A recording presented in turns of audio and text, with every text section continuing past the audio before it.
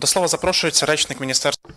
Now the floor is given to Ministry of Defense spokesman on NATO-related issues, Colonel Oleksandr Motuzyanyk.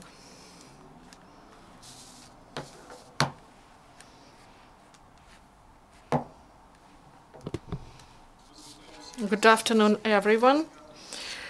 We greet everyone with holidays, and now we present information about the main events that happened in the ATO zone. Our today's briefing, we start with good news.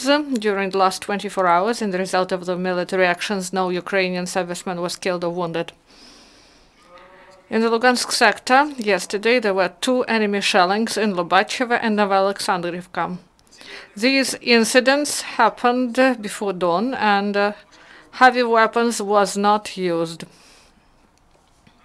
The Donetsk sector, main military actions were in the region of Avdiivka between 8 and midnight.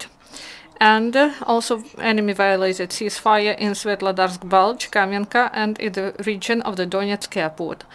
And near Gorlovka, it was calm. During the last 24 hours in the Donetsk sector, there were 10 enemy shellings, including 2 instances of sniper fire. In Mariupol sector, in Marienka, the occupants delivered 3 mortar shelling. This happened during dark hours.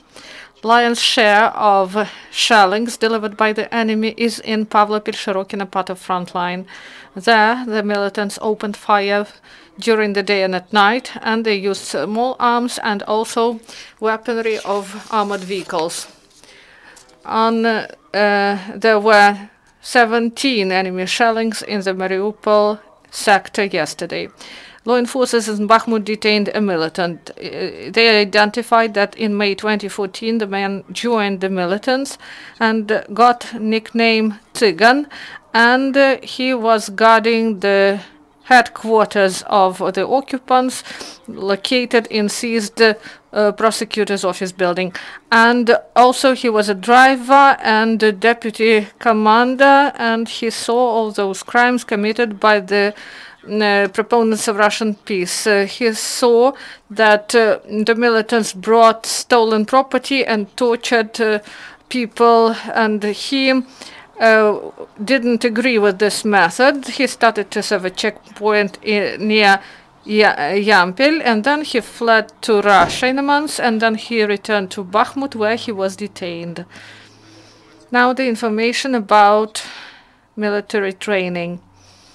Near Kharkiv, they completed the field camp of artillerymen that they carried out for a month. They had 1 week of intensive theory training and complex tasks. Then they completed tests, and after this they had the live fire training. They delivered fire from fortified positions.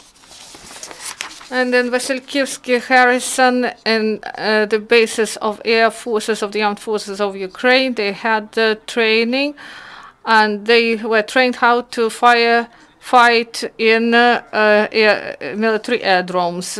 They witnessed real actions, and they invited commanders of different forces, and the emergency service commander was also invited to this training.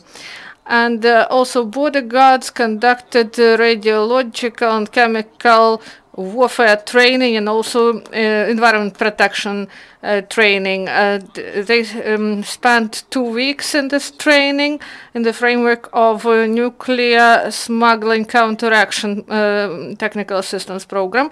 And they also had the training in Lutsk desk, bodyguard service, and detached checkpoint named Kiev. And in Kiev Military Lyceum, they established a memory plaque to commemorate a student, a graduate of this institution, hero of Ukraine, Major Andrei Kizila.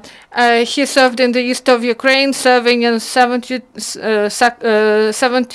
2nd Detached Mechanized Brigade, and he was 21 years old, and he was deputy commander of the battalion. On the 29th of January 2017, in the course of the battle in Avdiivka production area, he heroically died, and they were the participants of a